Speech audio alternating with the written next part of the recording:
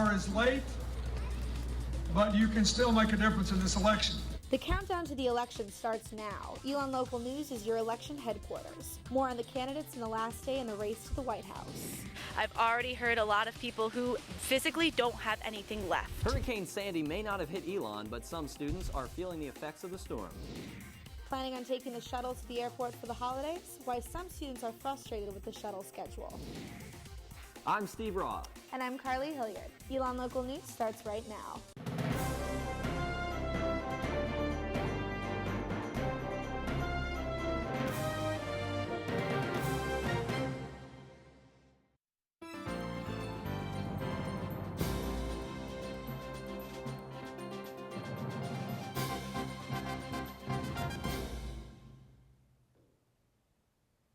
Hello and thanks for joining us. With the election less than 24 hours away, new numbers are in for early voting in North Carolina.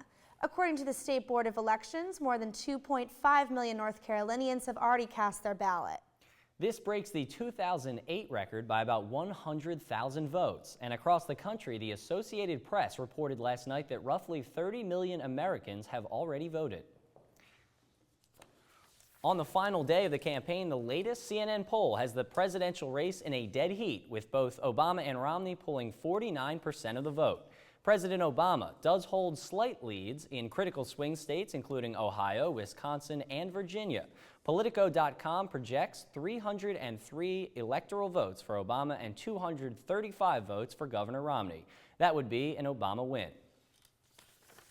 The 2012 election is coming to a close. Our Rhonda Atala spoke to two ELN students about the issues important to them. The wait is almost over. Tomorrow is Election Day.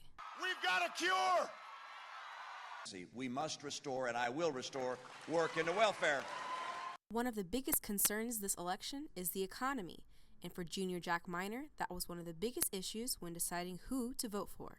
With the economy, though, you have to go with Governor Romney just because of the policies that President Barack Obama has taken already.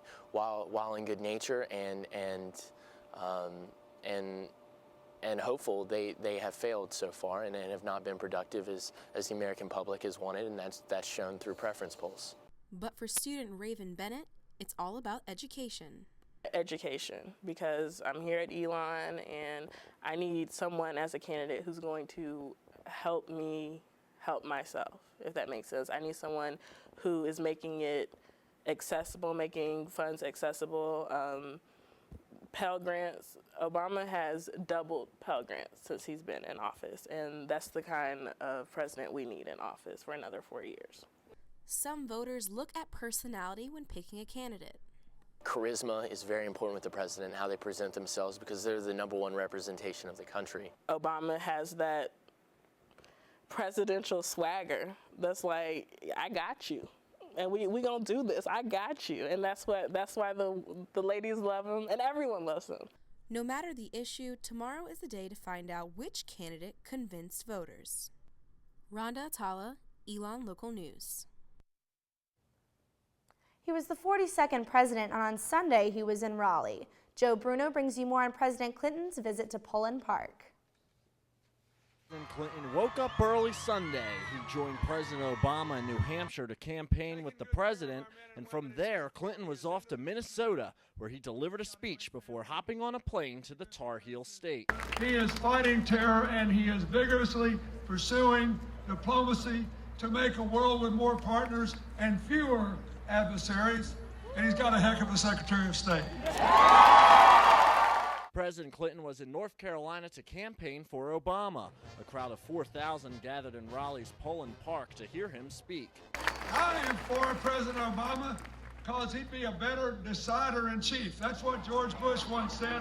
Remember that? Remember that? George W. Bush once said, the president is the decider-in-chief. And lots of folks made fun of him, but actually he told the truth. And for your college students, one issue President Clinton addressed was student loans. It's an issue he says President Obama has a plan in place for. The student loan reform that President Obama signed that becomes fully effective next year is the single most important piece of reform legislation that nobody in America seems to know about, and it's a big issue in this election. It's an issue that means a lot to a local father. Student loans and the Pell Grants and all that kind of thing. I have 2 kids at home. You know, I'm thinking about their future as well, and they're going to have student loans, and I don't want them to have that burden of debt. Mitt Romney spent Sunday campaigning in Ohio, Pennsylvania, Iowa, and Virginia. In addition to New Hampshire, President Obama visited Florida, Ohio, and Colorado on Sunday. We are all in this together. In Raleigh, Joe Bruno, Elon Local News.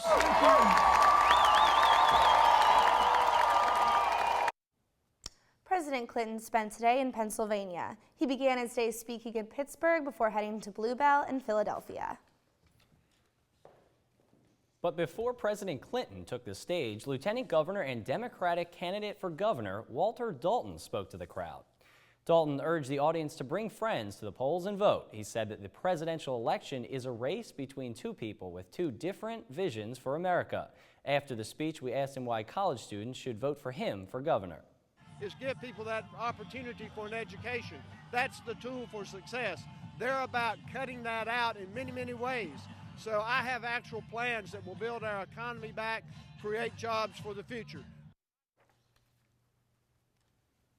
And from one North Carolina gubernatorial candidate to the next, former Charlotte Mayor Pat McCrory spent the weekend campaigning in Eastern Carolina. McCrory attended Free Boot Friday, an East Carolina University football tradition, before going to the Pirates game on Saturday. Today, McCrory had his last campaign event at Wingate University. We will hear more from Walter Dalton and Pat McCrory and keep up to date with Governor Romney and President Obama tomorrow during ELN's live election coverage. Tune in to Channel 5 at 7 p.m. for our all-night coverage of the election. We'll have reporters live at the headquarters for both the presidential and gubernatorial races. And if you're headed to the polls tomorrow, pick up the Pendulum's Voter's Guide before On Stands Now. Let's check in with our Katie Maraghi, who is in Chicago at President Obama's campaign headquarters. She will be live in the Windy City tomorrow night to give us the latest on the president's campaign.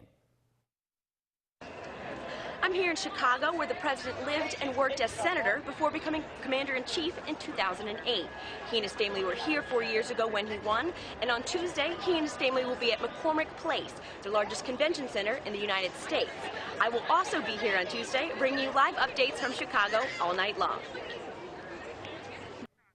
And tomorrow night, Governor Romney will hold an election night party in Boston. Our Scarlett Fakhar is live inside the Boston Convention and Exhibition Center, where Romney will take the stage tomorrow. I'm sorry, we're having some technical difficulties right now. Scarlett cannot be reached by Skype, but we'll have more from her tomorrow during our live election show.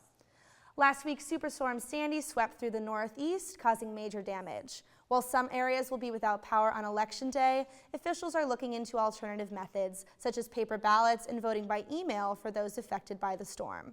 According to CNN, voters in New Jersey will be able to submit their ballot by email or fax, but some officials are concerned that this method of voting could lead to fraud.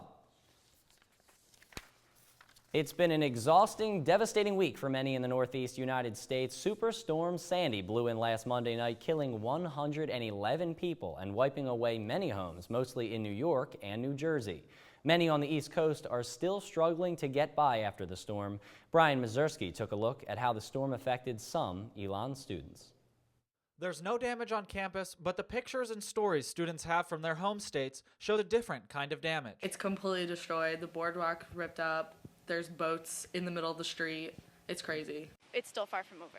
Sandy could be one of the nation's most expensive disasters. CNN says repairs from the storm could reach $50 billion, and that means awareness isn't good enough anymore. Like, now we have to start taking steps, and it can't just be the people from up north. It has to be people from down here who help and who come up with different solutions on how to rebuild. Sophomore Eve Clausen went home to New Jersey this weekend, getting a first-hand look at the damage. Mostly going to try to help my family clean up all the flooding that happened in our house and in our neighbors' houses, and just try to put our house kind of back together and then help our neighbors. Back at ELN, an interfaith vigil was held Friday. To remember those who are suffering because of this hurricane, who are in grief, who have had devastating losses. Once students heard about the damage, they knew they could help, even while on campus. The day after, I said, let's do something. Sophomore Kelsey McCabe says she wanted to help immediately, like so many people at home. We have power, so a bunch of people would just flock over to our house, and my mom would cook them things and do their laundry. McCabe reached out to classmates and the administration to organize ideas for relief efforts. McCabe hopes to have an event soon and knows she and other students can make a positive impact. And all of my family who's, lost a lot, it's really meant a lot to them already. And when Eve Clausen returns home again in just a few short weeks for Thanksgiving. That's going to be such a good holiday for everyone to be thankful for what they have, because this has shown people that material things aren't everything, and it's your family and everything that's more important. Brian Mazurski, Elon Local News.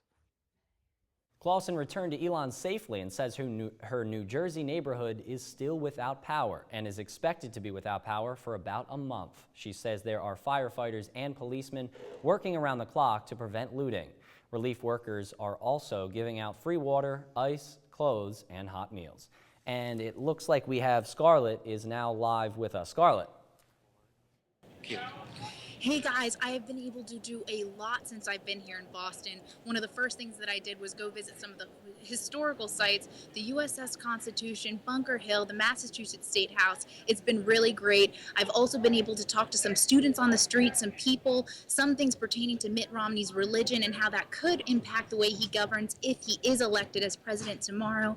Regardless, he is going to be at that podium behind me, and I will have all of these stories and more for you. So stay tuned tomorrow night. I believe it starts at 7, and I will be right here covering all these stories and more. But for now, I'm Scarlett Fakhar reporting live from Boston. Want to help in Sandy relief? Smith Jackson sent a list of ways to get involved. First, Habitat for Humanity and Students for Peace and Justice are co-sponsoring a bake sale this week in Moseley. All money collected will be donated to relief initiatives by the American Red Cross. And the Kernodle Center for Service Learning and Community Engagement is already planning an alternative spring break service trip to New Jersey in January. They hope to get students involved in continuing cleanup efforts around the state. You can also make a donation anytime to the Red Cross to help provide shelter, food, and other assistance to those affected. For more info on these initiatives and for more ways you can help support those affected by Sandy, visit our website at elonlocalnews.com. And coming up on Elon Local News. With just a few clicks on a controller, this Elon student can take home a check. You write them every year for the holidays. Find out why students are writing thank you notes later in the show.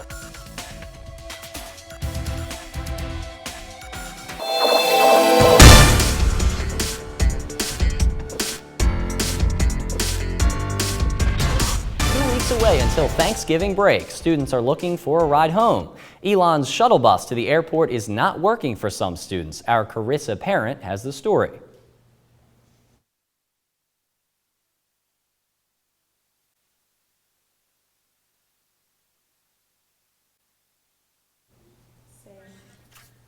There's no audio, just say take. We apologize for those technical difficulties, but we'll have that story online later.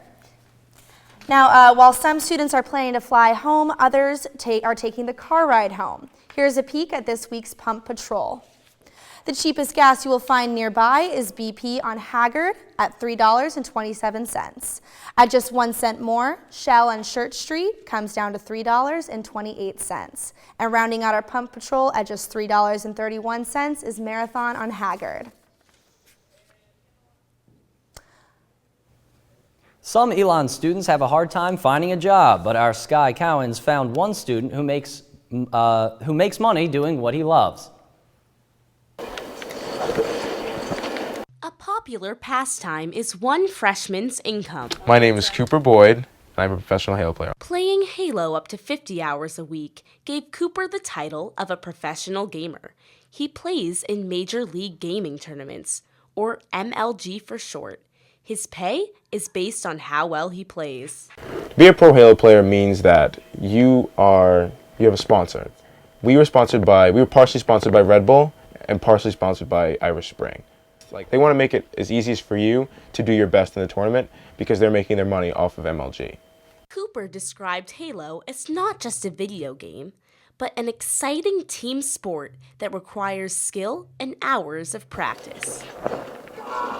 Okay, teammate, you're nading your teammate, brother. You're nading your teammate. When you're playing, there are fans. There are people that actually pay to go to these tournaments to like watch people play professional video games. There were thousands of people outside like cheering, and it was crazy.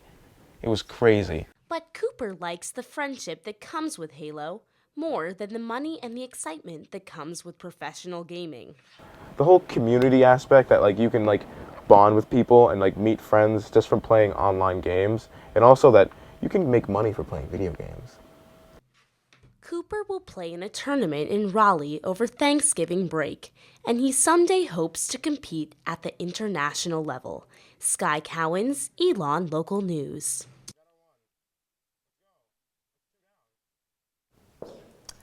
Coming up on ELN Local News, just a few words really can make a difference. Find out how later in the show. And an inside look to one of ELN's basketball players. We'll have more after the break.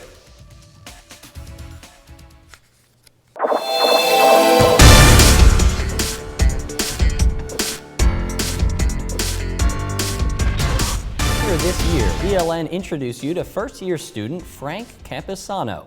When we last spoke to Camposano, he was in the final stages of completing his first book. 2 months later, Camposano has been published and is already working on his second book. The biggest thing is I'm already looking forward to what I do next. You know, it's like one project's done, I'm already on to the next thing. But it's been a lot of pitching it to people, a lot of getting into the hands of people that want to read it.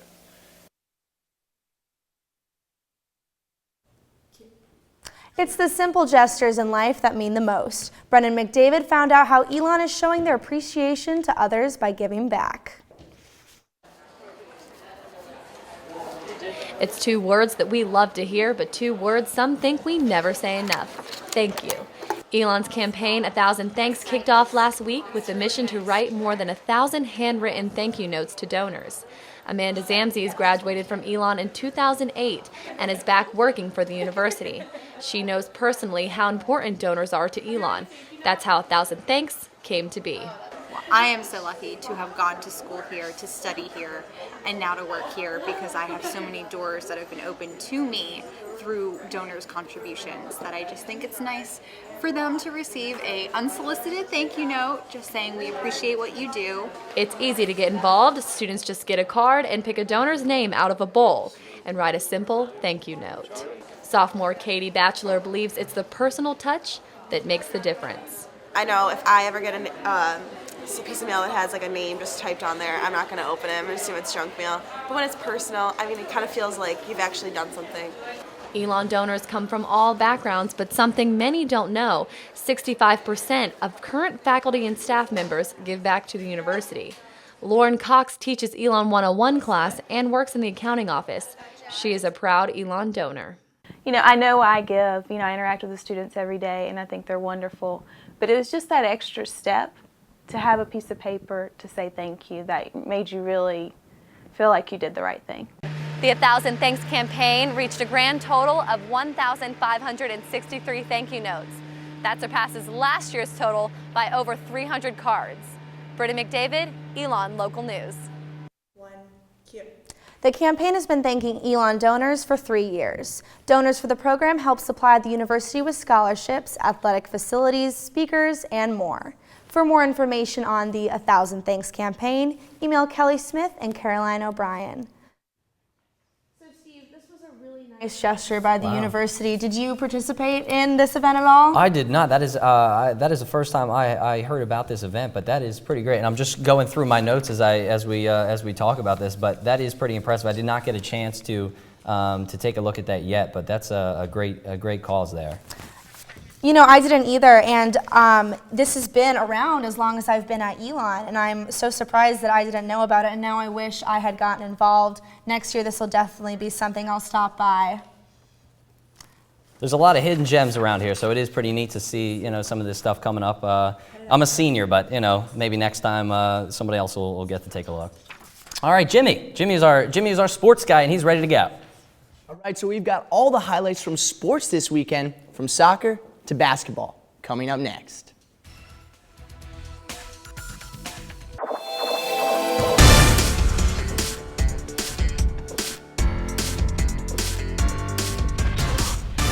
College football is a Saturday afternoon tradition on most college campuses across the U.S.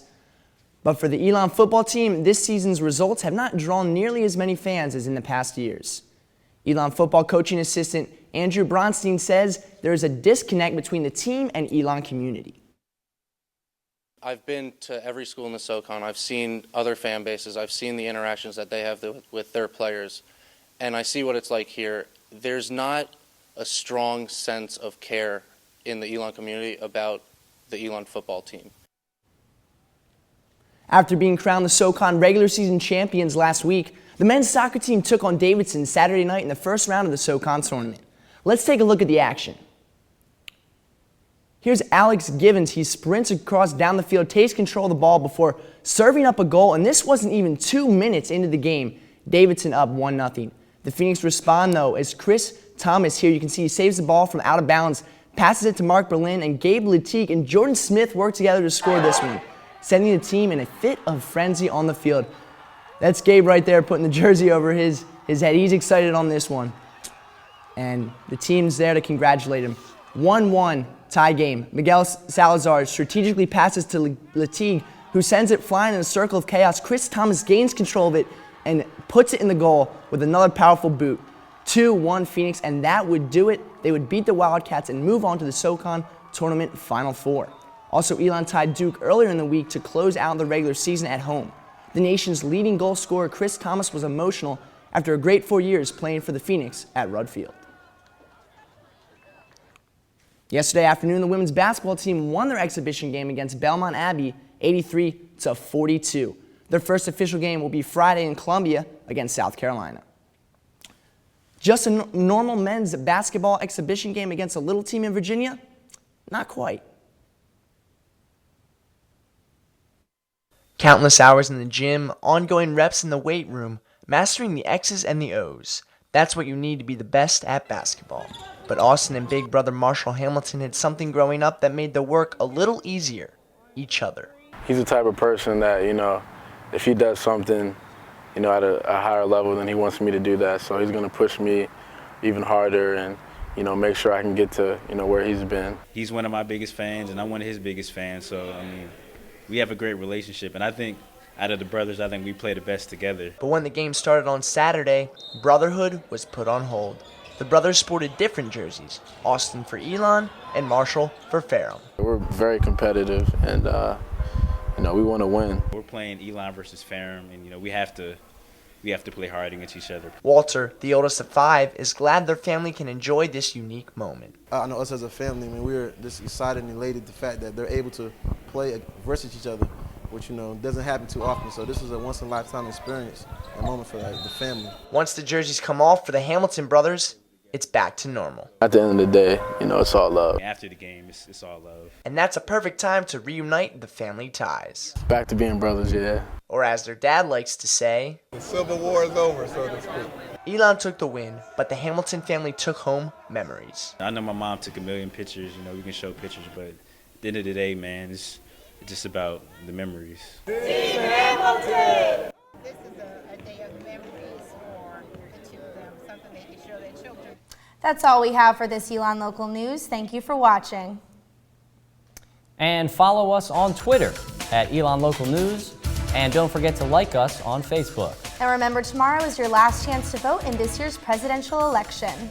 Be sure to tune in tomorrow at 7 for ELN's coverage of the elections. From all of us here at Elon Local News, have a great week, Elon.